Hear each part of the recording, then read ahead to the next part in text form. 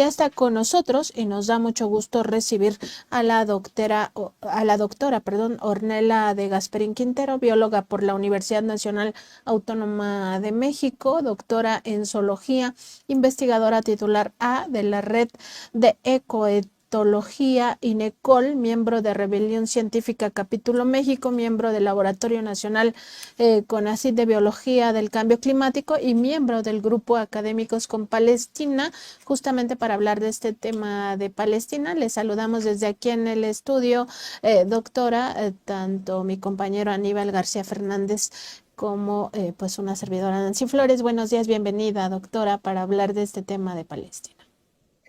Hola Nancy, hola Aníbal, muchas gracias por el espacio de nuevo.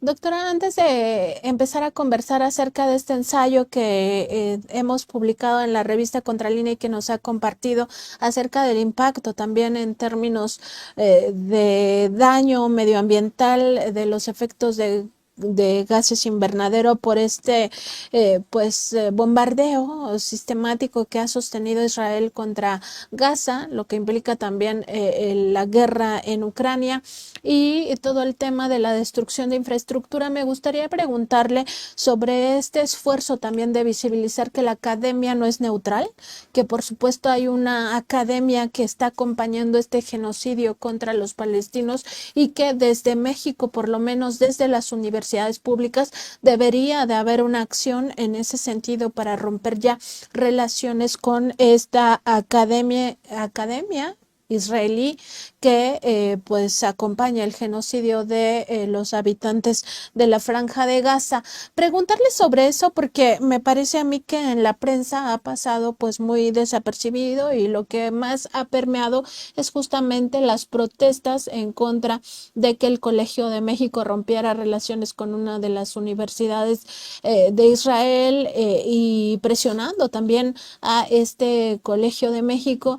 En su momento también otras instituciones pues se les ha pedido que rompan relaciones y no lo han hecho, a pesar de que existen evidencias de que las universidades de Israel han contribuido también a estos asesinatos, a esta crisis humanitaria pues de dimensiones que aún no alcanzamos a comprender. Muchas gracias Nancy. Bueno, yo estoy aquí hoy como miembro de dos colectivas. Una es Académicas con Palestina en contra del genocidio. Esta es una colectiva mexicana formada por miembros de muchas instituciones y de muchas áreas del conocimiento y de la academia. Y estoy como también representante de Rebelión Científica, que es una colectiva internacional de académicos principalmente, que también buscan visibilizar el sufrimiento humano causado por la crisis climática y hablar de las causas últimas, que es el sistema económico capitalista, sobre todo en su fase neoliberal. Ahora, lo primero que me gustaría compartir con ustedes es que no es una opinión personal que hay un genocidio en curso. Esto lo dicen las Naciones Unidas, lo dice Amnistía Internacional, lo dicen las instituciones que están capacitadas y que a eso se dedican, a determinar si está ocurriendo un genocidio o no. Y para dar un dato, cuando acabemos de tener este diálogo, va a haber muerto un niño o una niña en Gaza. Este genocidio ha generado el asesinato de 40.000 personas, la mitad de estos son menores. Cada día 10 menores están perdiendo al menos una pierna en Gaza. Hay 1.8 millones de personas en situación de hambruna. Israel está bloqueando el 83% de la comida que podría estar entrando a Gaza. Está bloqueando también el agua y esto está siendo facilitado por gobiernos como el de Estados Unidos. Estados Unidos ha dado casi 2.000 millones de dólares al gobierno de Israel para su milicia. ¿Okay? Entonces, esta es la situación en la que estamos. Al mismo tiempo, hablando de la parte climática, sabemos que estamos en un estado de emergencia planetaria porque estamos muy cerca de romper ciertos puntos que les llamamos puntos de inflexión o puntos de quiebre. Con suficiente contaminación podemos desencadenar procesos que son infrenables y que transformarían el planeta y lo harían inhabitable para los seres humanos. Ahora, lo que quiero visibilizar, una, es que estos procesos están relacionados. Hay empresas y hay países imperialistas que están facilitando, que están lucrando con ambos procesos. Entonces, hay corporaciones armamentistas, por ejemplo, Boeing, que es la empresa que manufactura aviones, que también están manufacturando bombas que están cayendo en el territorio palestino, y estas dos están activamente lucrando con el genocidio. Ahora, regresando a este comunicado que hicimos nosotros desde la colectiva Académicas con Palestina, lo que nosotros queremos decir es que la academia, por lo menos un sector amplio de la academia, no se queda neutral ante estas atrocidades. Hicimos un documento que ha sido firmado por casi 2.000 personas del país y lo que decimos es nuestra obligación levantar la voz, es nuestra obligación protestar y tenemos que decir que no somos neutrales, que no nos quedamos viendo lo que está ocurriendo sin intentar actuar, ¿no? Entonces nosotros queremos como instituciones académicas romper relaciones con instituciones académicas del país genocida Israel y como individuos también nosotros implicarnos en procesos colectivos de boicot, de desinversiones, de sanciones. Así es, doctora Ornella, este tema es sumamente relevante porque se suele dejar de lado este tipo de aspectos del complejo militar industrial y todo lo que tiene que ver con el tema particularmente de la operación que está haciendo Israel en Gaza y en el texto que está ya publicado en la revista Contralínea, ahí hay una parte en donde mencionan esta cuestión de las emisiones anuales de CO2, pedirle que nos aborde un poquito más este tema con respecto al conflicto en Gaza, a las emisiones, y ya nos mencionaba hace un momento dos empresas, Boeing, Lockheed Martin también tienen una alianza en la actualidad y son dos de las principales empresas que no solamente están metidas en este conflicto, están metidas en otro tipo de conflictos también, pero además son las que suelen financiar también las campañas en Estados Unidos. Muchas gracias, Aníbal. Mira, nosotros sabemos que las emisiones matan personas. Muchas veces se habla de la crisis climática como si solo estuviera afectando a los osos polares, pero la realidad es que más o menos cada 4.000 toneladas de dióxido de carbono generan la muerte de un ser humano en el mundo. Y eso es asumiendo que son procesos lineales. Eventualmente, si rompemos esos puntos de inflexión, esos procesos dejan de ser lineales. Ahora, el genocidio en Gaza ha contaminado más de lo que contaminan 133 países en un año. Y la guerra en Ucrania ha contaminado más de lo que contaminan 175 países en un año. El Pentágono es el mayor consumidor, perdón, me trabé un poquito. Es el mayor consumidor de hidrocarburos del mundo. Tiene 750 bases militares en 80 países, eso es por lo menos lo que sabemos. Y el Pentágono está excepto de ir a las conferencias de las partes, que son las reuniones anuales donde en teoría se reúnen los empresarios y los países para discutir cómo se va a frenar la crisis climática. Ahora, si el Pentágono no es parte de estas discusiones, y sigue contaminando tanto como quiera, evidentemente no se está frenando la crisis climática. Y es absurdo pedirle a países que empiecen a mitigar sus emisiones cuando un solo genocidio está contaminando más que 133 países. Preguntarles sobre qué acciones se deberían tomar, pues primero para tratar de frenar esta circunstancia que nos lleva a confrontarnos con que no tenemos las instituciones necesarias para evitar el genocidio y lo estamos viendo en tiempo real y además, como usted bien decía, después de esta conversación habrá muerto un niño o una niña o un bebé palestino y sin que nosotros podamos hacer absolutamente nada porque no tenemos las herramientas o porque quienes tienen las herramientas no quieren hacerlo. Y segundo punto para, no sé si el término sea limpiar toda esta contaminación o qué se tendría que hacer también con este tema de lo que está generando el propio genocidio e incluso también la guerra en Ucrania, o sea, todo el efecto en contra del planeta por la vía del daño medioambiental. Gracias, Nancy. Quiero hacer énfasis en una palabra que usaste y es va a haber muerto un niño. Ese niño no va a haber muerto, va a haber sido asesinado. Esa muerte es innecesaria y puede ser prevenida. Si toda la ayuda humanitaria que está en las puertas del territorio palestino se permitiera entrar, pero hoy en día Israel lo está bloqueando, ¿no? Si Estados Unidos dejara de darle dinero a Israel y dejara de facilitarle armas, y no solo Estados Unidos, también Alemania y el Reino Unido están facilitando armas. Entonces esos niños, esas muertes son producto de asesinato, no de muertes. Es algo activo, no es algo pasivo. Y la segunda cosa es que no se puede limpiar la contaminación. Una vez que emitimos ciertos gases a la atmósfera, se quedan ahí cientos de años, miles de años, y no lo podemos limpiar, ¿no? Entonces lo que está ocurriendo ahora es algo que se va a quedar y que nosotros y nosotras y cualquier generación futura va a vivir las consecuencias. Ahora, también hablaste pues de las instituciones internacionales que deberían protegernos. Y quiero hacer énfasis en esto, no hay institución internacional que nos esté protegiendo, tanto en términos de genocidio y de guerras como en términos de crisis climática, ¿no? Israel está violando absolutamente todas las leyes internacionales que se pusieron a partir de 1948 para prevenir este tipo de sufrimiento humano y de atrocidades. Y llevamos más de un año que estamos viendo en tiempo real este genocidio, estamos viendo las Naciones Unidas diciendo cómo está violando la ley internacional día tras día, cómo le están diciendo que dejen entrar ayuda humanitaria, que dejen de tener operaciones en Rafah, y cómo Israel está haciendo todo lo que quiere y no hay freno alguno. Y lo mismo está ocurriendo con la crisis climática. Llevamos ya 29 conferencias de las partes y cada año seguimos rompiendo récords de emisiones, récords de contaminación. Llegan cada vez eventos más catastróficos como son Otis y como son Dana. Entonces, la realidad es que nadie va a venir a salvarnos. Estamos en una situación catastrófica. Tenemos que saber también que si Israel está violando la ley internacional, hoy en día lo está haciendo sobre Gaza, sobre Cisjordania, pero eventualmente puede ser México. No hay ninguna institución que nos pueda proteger y tenemos que darnos cuenta que estamos totalmente desprotegidos como seres humanos. Ahora, ante esta situación, tanto el genocidio como la crisis climática, lo que nosotros pensamos es que nos toca a nosotros como individuos unirnos en colectividades e intentar utilizar nuestro poder como consumidor haciendo boicots, haciendo protestas, estando en las calles realmente demandando un mundo seguro, porque hoy en día estamos en una situación sumamente peligrosa. Lo que vimos que ocurrió gracias a Dana, perdón, por el huracán o en Otis, eso este año ha sido o va a ser el mejor año. Cada año va a ser peor porque no estamos frenando la crisis climática. Entonces cada vez vamos a ver eventos más extremos, climáticos, inundaciones, más gente en situación de migración. Hoy en día son ya 30 millones de personas que están en situación de migración por año por la crisis climática.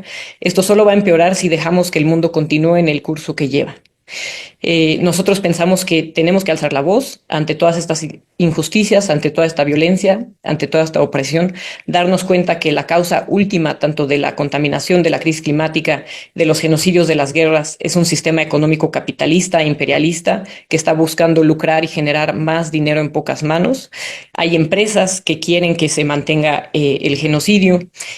Básicamente, 20 días después del 7 de octubre, Israel empezó a dar licencias para exploración de gas metano o gas natural en territorio palestino, en el mar palestino. Y empresas como British Petroleum y como Eni, una empresa italiana, están comenzando a explorar estas fuentes, ¿no? Entonces, es todo un sistema expansivo, antidemocrático, contaminante, capitalista, imperialista y genocida, que no se va a frenar por sí solo y que no hay instituciones que lo puedan frenar. Entonces nosotros nos estamos uniendo en colectivas, estamos yendo a calle a protestar, a generar conciencia, a hacer boicot. Hay una lista enorme de empresas que están lucrando con el genocidio.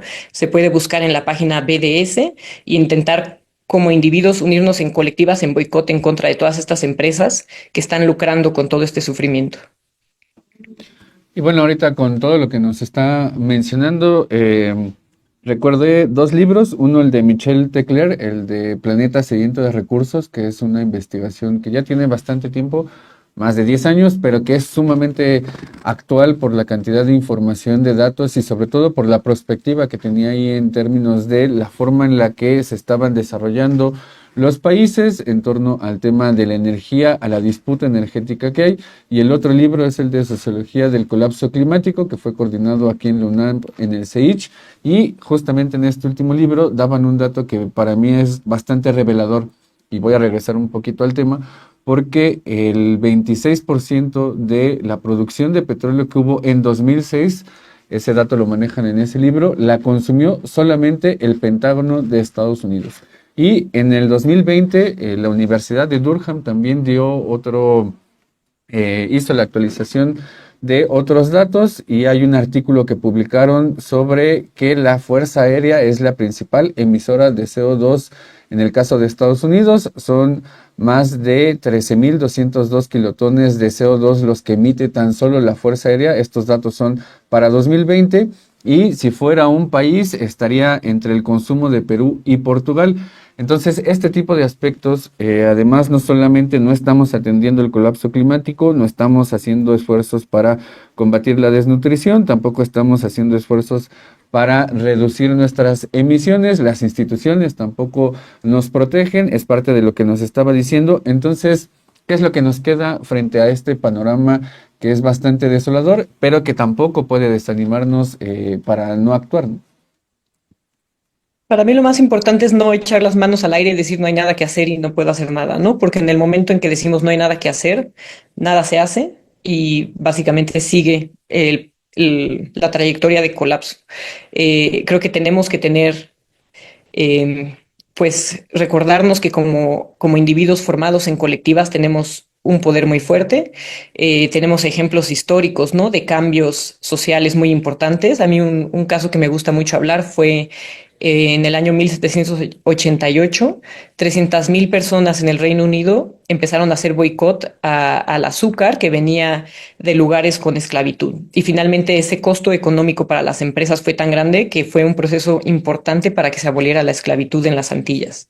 De la misma manera, en Arizona se pasó una ley que permitía a los policías parar a gente y pedirles papeles en base a sus características físicas, una ley racista.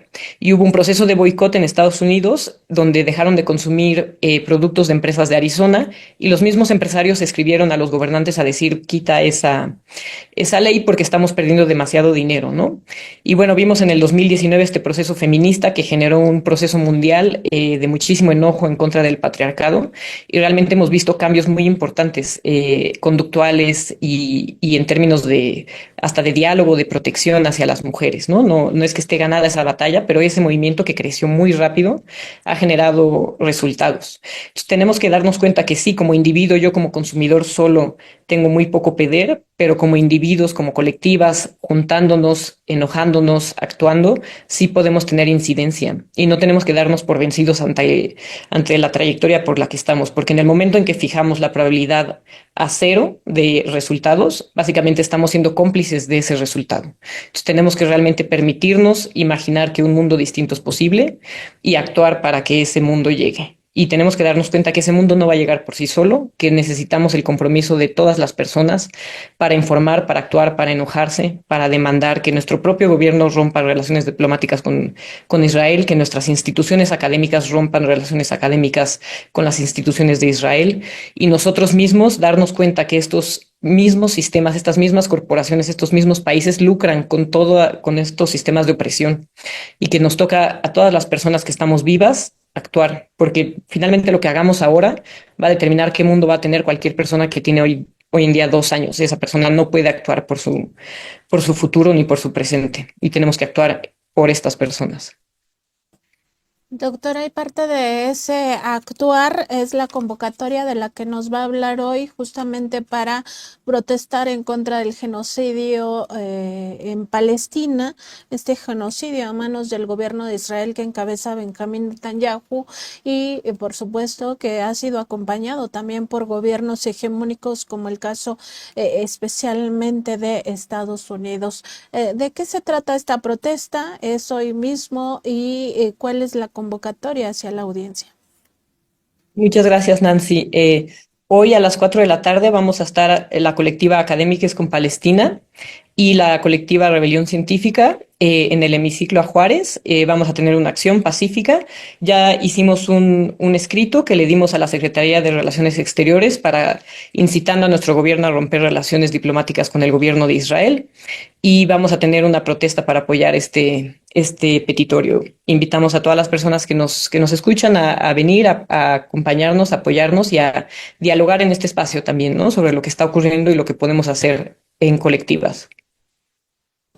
Pues además de esta invitación, me parece que también es relevante justamente visibilizar que no hay un consenso en distintos espacios con respecto al tema del genocidio en Palestina, y ese es uno de los esfuerzos que también se han hecho desde la academia, y hay mucho revuelo, aunque en los medios eso no ha sucedido, pero en la academia sí hay bastante revuelo porque hay posiciones ya que están encontradas. Pedirle también si van a tener algunas otras acciones además de esta invitación que está haciendo, o en dónde podríamos seguir también la información que generan ustedes. Muchas gracias, Aníbal. Sí, justo estamos también dialogando como colectiva qué cosas vamos a hacer. Hemos hecho muchas actividades para hacer conciencia sobre el genocidio que está ocurriendo. Nos pueden seguir en redes sociales, en Facebook e Instagram como Academic X con Palestina, y en X o Twitter como @academpalestina, y tenemos un blog academicxconpalestina.blogspot.com. Ahí están todos nuestros textos. Y una cosa que quiero mencionar que para mí ha sido muy impresionante es cómo los medios de comunicación corporativos están manufacturando consentimiento para este genocidio. Entonces, en este año salió un artículo publicado en The Nation, y ahí encontraron que, por ejemplo, en los primeros 100 días después de que comenzó el conflicto en Ucrania, murieron 262 niños. Y en los primeros 100 días después de que comenzó el genocidio en Gaza, murieron 10.000 niños. Sin embargo, la muerte de un niño en Ucrania fue mencionado 16.1 veces, mientras que la muerte de un niño en Gaza fue mencionado 0.36 veces. Eso quiere decir que la muerte de un niño en Ucrania fue mencionado 33% más veces que la de un niño en Gaza. Es un estudio analizando cómo se cubrió los dos conflictos, el genocidio en Gaza y la guerra en Ucrania, en Fox y en MSNBC, estos dos medios corporativos, y CNN. Entonces, realmente lo que estamos viendo, y de hecho ahora estamos llevando a cabo un estudio con un colega del INECOL, donde estamos viendo qué tanto se mencionan estos dos conflictos en medios mexicanos. Y lo que vemos es que los medios están siendo básicamente cómplices, están mencionando muy poco el genocidio en Gaza y muchísimo más la guerra en Ucrania, y lo están también mencionando con términos muy distintos, ¿no? Como con voz activa, con voz pasiva. Murieron niños, niños fueron asesinados. Entonces, toda esta idea que puso Noam Chomsky hace ya algunas décadas sobre qué víctimas se merecen ser llamadas víctimas y cuáles no, ¿no? Esto para mencionar que también nosotros tenemos un rol muy importante en estar hablando con las palabras correctas, con los términos correctos. Esto es un genocidio, lo dice las Naciones Unidas, lo dice Amnistía Internacional, y las víctimas son niños y niñas principalmente. Y ojalá nos puedan acompañar todas las personas que nos escuchan, y ustedes también de Contralínea, hoy a las Sí, 4 de la tarde. por supuesto, ahí va a estar un compañero cubriendo todo esta información. Por supuesto que se necesita también tener este tipo de coberturas, sobre todo ante esta andanada, y hay que recordar también que la falta de una cobertura justa en el caso de Palestina se replica en la mayoría de las grandes corporaciones. México, de las corporaciones mediáticas me refiero, México no es la excepción. Y por supuesto que esto también nos lleva a la reflexión de qué hacer desde nuestras trincheras. Doctora, si tuviera alguna recomendación también para la audiencia de cómo manifestar mejor o cómo acompañar desde las propias redes sociales también este tipo de informaciones que buscan romper el cerco mediático que se impone, donde pareciera que hay personas que son seres humanos, que tienen una calidad, y otras que fueran como subseres humanos. O sea, porque ese es el tipo de cobertura que se está haciendo en la prensa, desde no calificar esto como un genocidio, por supuesto, hasta utilizar malos términos, quizá incluso por ignorancia, o a veces porque también digamos, este bombardeo informativo permea tanto en nosotros mismos que no nos damos cuenta que acabamos reproduciendo pues estas formas de comunicar erróneas, como lo que yo decía hace un momento, de que están muriendo niños. No, los niños están siendo asesinados, por supuesto, como usted hizo la corrección. Entonces, ¿cómo ser conscientes de cómo hablamos también en nuestro entorno y cómo hablamos también en nuestras comunicaciones digitales, sobre todo en redes sociales? Pues yo recomendaría mucho entrar a ver los videos esta página que se llama Al Jazeera. Ahí tiene documentales muy impresionantes, muy bien documentados. Han muerto, de hecho, muchísimos periodistas de Al Jazeera y de otros medios. Es impresionante cómo Israel está directamente atacando a la prensa, atacando los centros de salud y asesinando a los niños directamente. Y una de las cosas que es muy impresionante, que creo que puede ayudar a que, porque en mi opinión, el enojo es la mejor emoción que podemos tener porque eso nos lleva a la acción, ¿no? La desesperanza, la tristeza, todas esas emociones no necesariamente nos llevan a actuar, nos llevan a quedarnos en cama. Y el enojo para mí es lo que más puede impulsar a la gente a actuar.